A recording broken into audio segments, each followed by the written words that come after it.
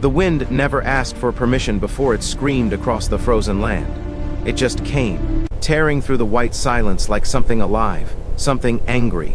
And every morning she woke up wondering if this would be the day it finally took her. 5 meters above the snow, her cabin stood on thin wooden stilts, shaking slightly with every blast of icy air, like it too was afraid. Below her, the ground no longer looked like land, it looked like death, buried under endless layers of ice, stretched farther than the eye could see. This was the coldest place on Earth, a place where metal cracked, breath froze mid-air, and mistakes were punished fast.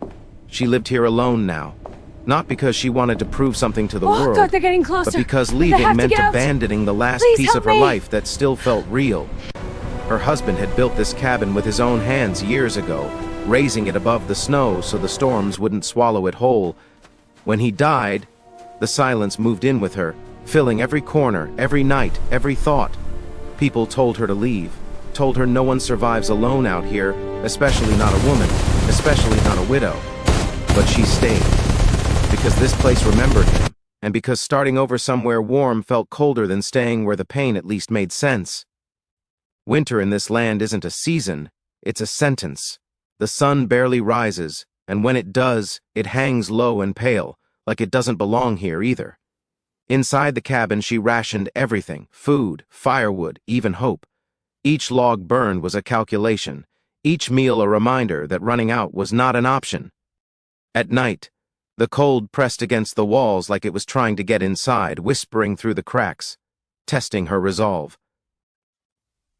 Some nights, she slept in her coat, boots still on, just in case. Because out here, emergencies don't wait for daylight. They come fast, and they come deadly. And then there were the wolves.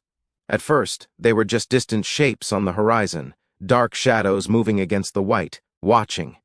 She could feel their eyes even when she couldn't see them. Hunger makes animals bold, and winter makes them desperate. Every sound outside made her freeze, every creak of wood sent her heart racing.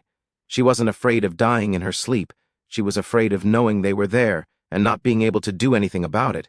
Days blended together, marked only by storms and silence. She followed routines to stay sane.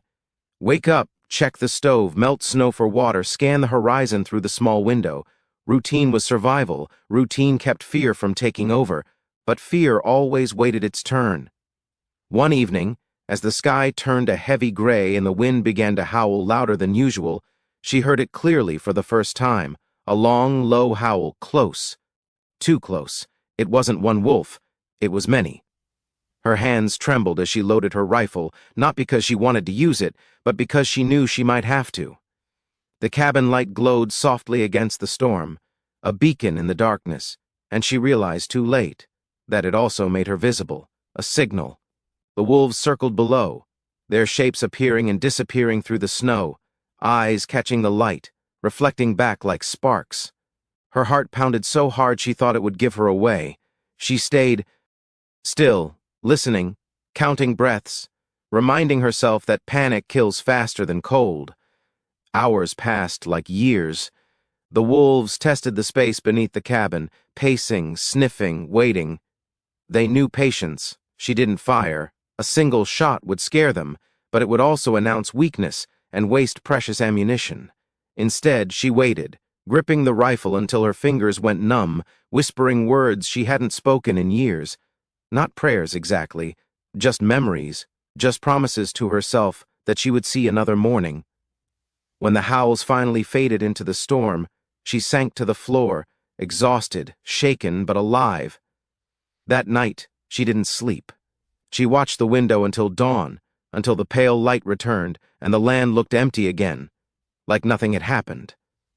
But everything had changed. She knew now that the wolves weren't passing through.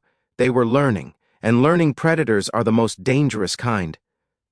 The storms grew worse as winter tightened its grip. Snow piled higher around the stilts, swallowing the lower world inch by inch.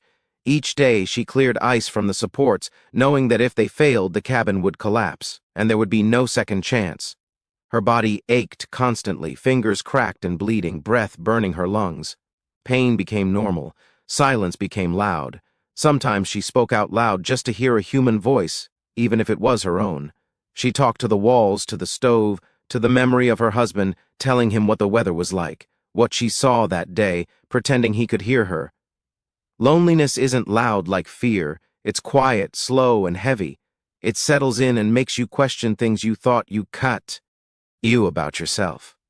More than once, she stood at the door, staring out at the endless white, wondering if it would be easier to just walk away, to let the cold decide.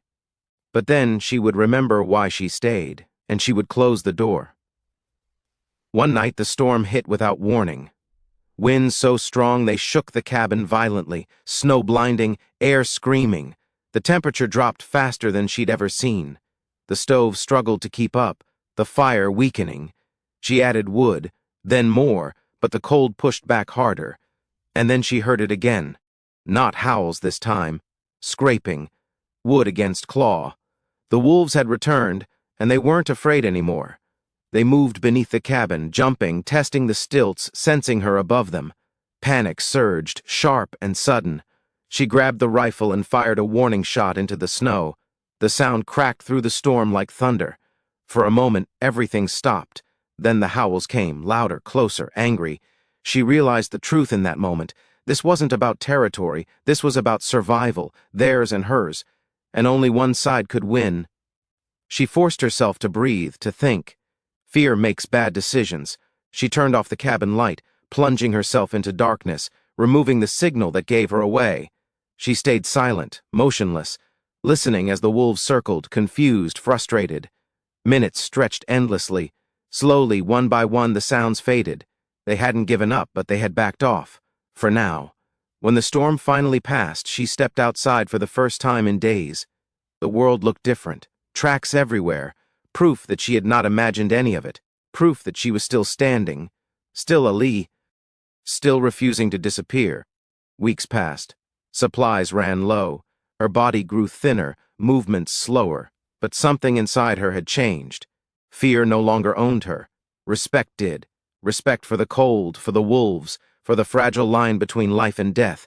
She adjusted. She reinforced the cabin, changed routines, learned the patterns of the land and the animals.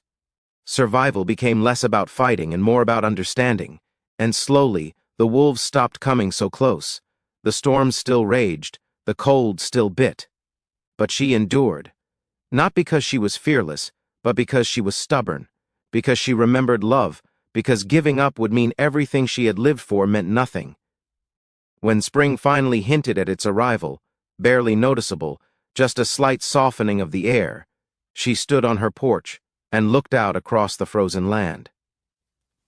She had survived another winter in the coldest place on earth, alone, above the snow, hunted, tested, and pushed to the edge.